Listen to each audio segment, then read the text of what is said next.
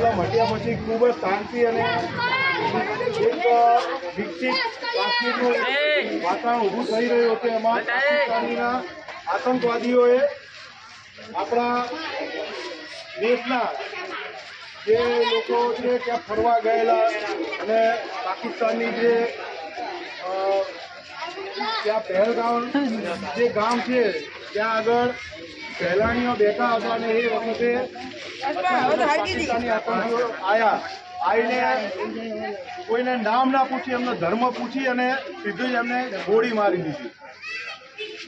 આવું જે જધન્ય કૃત્ય કરી અને ભારત ઉપર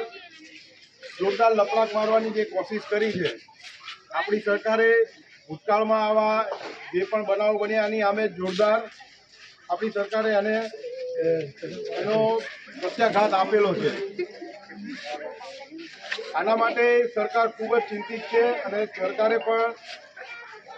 ખૂબ જ ડિપ્લોમેટિક સ્ટેપ ઉઠાવ્યા છે અને હજુ પણ કયા લેવલે સરકાર એમની સામે પગલાં લેશે એ આપણે સૌ જાણીએ છીએ.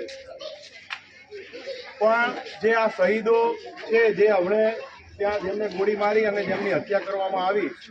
એ દિવ્ય આત્માઓને શાંતિ મળે એના માટે આપણે સૌ અહીંયા 5 મિનિટ માટે શાંતિથી ઉભા